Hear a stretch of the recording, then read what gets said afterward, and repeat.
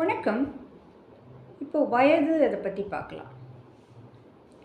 ஒருவருடைய வயது முக்கியம் அல்ல, அவர் சொல்ல வரும் கருத்து முக்கியம், அவர் செய்ய வரும் செயல் முக்கியம், அவர் மனதில் தோன்றும் எண்ணங்கள், நல்ல எண்ணங்கள் முக்கியம். அவ்வளோதான். இப்போ இதுக்கு இப்போ நமக்கே ஒரு தம்பியோ ஒரு தங்கையோ இருக்காங்க அப்படின்னா, நமக்கு தோணாத ஒரு கருத்தை அவங்க சொல்கிறாங்க அப்படின்னா, நம்ம அதை பார்த்து பொறாமைப்படக்கூடாது. நம்ம உடனே நீ சின்ன பொண்ணு, நீ சின்ன பையன், உனக்கு என்ன தெரியும் அப்படின்னு நம்ம சொல்லக்கூடாது. உனக்கு அனுபவம் இல்லை அப்படின்னு நம்ம சொல்லக்கூடாது. ஒரு நல்ல விஷயம் சொல்கிறதுக்கோ, ஒரு நல்ல செயலை செய்கிறதுக்கோ, நேர்மையான விதத்தில் நடந்து கொள்வதற்கோ அனுபவம் தேவையில்லை, வயதும் தேவையில்லை.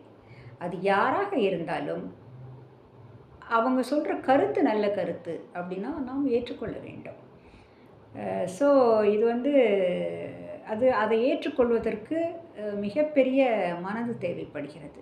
ஸோ நம்ம லைஃப்பில் இதெல்லாம் ரொம்ப முக்கியமான விஷயம். நம்ம ஒரு விஷயத்தை அடையணும், ஒரு சாதனை பண்ணணும், லைஃப்பை வெற்றிகரமாக கொண்டு போகணும், நல்லபடியாக ஷார்ட் லைஃப் நல்லபடியாக வாழ்ந்துட்டு போகணும் அப்படின்லாம் நம்ம நினைக்கும்போது ஒருவருடைய வயது முக்கியம் இல்லை.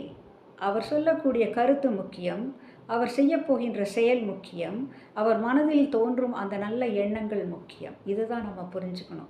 மற்றபடி அவங்களுடைய வயதோ அவங்களுடைய அனுபவம் இல்லாத தன்மையோ நம்ம எள்ளி நகையாடுவது என்பது மிக மிக தவறு. எல்லோரும் வளரணும், எல்லோரும் நல்லா இருக்கணும். ஒரு நல்ல கருத்தாக இருந்தால் அதை நாம் ஏற்றுக்கொள்ளத்தான் வேண்டும். எஸ், நன்றி.